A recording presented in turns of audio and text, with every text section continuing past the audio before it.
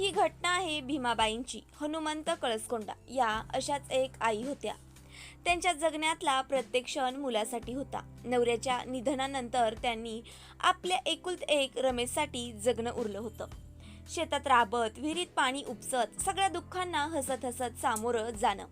त्यांनी रमेशला मोठं केलं. त्यांच्या प्रत्येक पावलामागे त्या उभ्या होत्या. शिक्षकांचे बोलणं असो, त्याच्या आजारपणातलं रात्रभर जागणं असो, किंवा वडिलांचं छत्र हरवलेल्या पोराला बापाची माया देणं असो, या त्याच्या दुःखा आनंदात नेहमी त्याची आई त्याच्या पाठीशी उभी होती. रमेश आईच्या स्वप्नातला राजाच होता, पण तिच्याच हातून घडवलेला राक्षस. रमेश कळसकोंडा सिन्नूर गावातला एक साधा शांत वाटणारा तरुण. गावात त्याचं फारसं नातं कोणाशी नव्हतं. शिक्षण फार झालं नव्हतं, पण आईच्या कष्टावर आणि थोडंस फार जमिनीवर गुजरण त्यांची चालायची. लहानपणापासूनच रमेश आईच्या अगदी जवळचा. शाळेतून यायचा ते थेट तिच्या कुशीत शिरायचा. भीमाबाईंना वाटायचं, माझा रमेश मोठा झाला की त्याचं लग्न करून त्याला सुखात ठेवेल. पण काळाच्या ओघात आई मुलाच्या नात्यात एवढा दुरावा निर्माण झाला की तो दुरावा एवढा वाढला की एका दिवशी तो शेतातच रक्तात न्हायलेला संपला. सुरुवातीला दोघांमध्ये गोड संबंध होते. रमेश आईला आई म्हणून मिठी मारायचा. गावकऱ्यांमध्ये ही जोडी आदर्श मानली जायची. पण वय वाढलं, भावनांचा ओघ बदलला आणि रमेशच्या मनात आईच्या सल्ल्याची जागा अहंकाराने घेतली गेली. आईने दिलेला सल्ला आता त्याला बंधन वाटायला लागले आणि तो तिच्या शब्दांपासून दूर जाऊ लागला. आणि त्याचं कारण बनली एक ती सिन्नूर गावातल्या एका विवाहित महिलेशी रमेशचं प्रेम संबंध सुरू झाले होते. ती महिला गावातलीच होती आणि तिचं वैवाहिक आयुष्य फारसं सुखी नव्हतं. रमेशच्या सहवासानं तिला आधार वाटू लागला होता.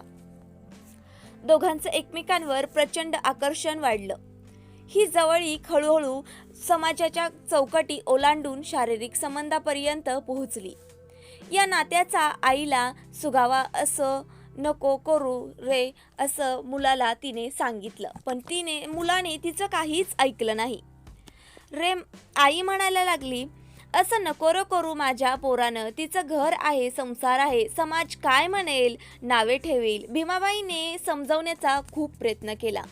डोळ्यातून अश्रू ढळले, पाय धरले, पण रमेशच्या कानावर काहीच गेलं नाही. त्याला आईचा सल्ला काळसूत्री बाहुली सारखा वाटायला लागला होता. त्याच्या प्रेमात अडसर वाटणारी आई हळूहळू त्याच्या डोक्यात शिरू लागली होती आणि एक शत्रू निर्माण होऊ लागली होती. एका रात्री रमेश आणि त्याची प्रियसी गुपचूप भेटले. गावाबाहेरच्या अंधाऱ्या वाटेवर दोघं चालत होते. चंद्र सुद्धा त्या रात्री ढगाआड लपलेला होता. जणू काही या घटनेचा साक्षीदारच होण्यास तो सुद्धा नकार देत होता. तुझ्या आईमुळेच आपलं प्रेम पूर्ण होणार नाही, तिच्या डोळ्यात चीड होती.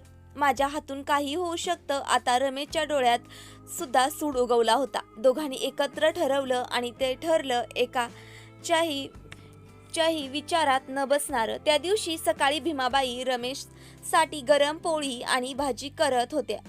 रम्या गरम गरम खा बघ एवढं म्हणत तिने त्याच्या समोर ताट वाढलं, पण रमेश फक्त गप्प बसून तिला पाहत होता.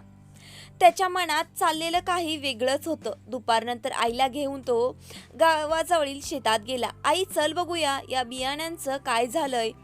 भीमाबाईनं माईने त्याच्या मागे चालत गेल्या. शेतात पोहोचल्यावर रमेशनं त्यांच्या मागे उभं राहत तिच्या साडीचा कोपरा ओढत अचानक तिला मागून गळा आवळून खाली पाडलं. रमे हे काय करतोस. तिचा आवाज सुद्धा बाहेर येऊ दिला नाही. गळा साडीने घट्ट बांधलेला होता. ती तडफडत होती. तिचे डोळे विस्परले गेले होते. तिने शेवटपर्यंत फक्त त्याचं नाव घेतलं. रमे त्याच्या मनात क्षणभरही पश्चाताप नव्हता. तो अपराध मनामध्ये त्याच्या अजिबात निर्माण झाला नव्हता. तो त्याच्या एवढा भावनेत विसरून गेला की ती आपली आई आहे. तो एवढा सूर उगवला होता त्याच्या मनामध्ये की त्याने आपल्या आईचा जीव घेतला. अडसर दूर करत होता असं त्याला वाटत होतं. श्वासात आई नव्हती, फक्त प्रियसी होती. शेतात भीमाबाईंचा ध्येय शांत पडून होता. सभोवतालाच्या पक्षी सुद्धा शांत स्तब्ध झाला होता. रमेशनं प्रियसीला फोन केला.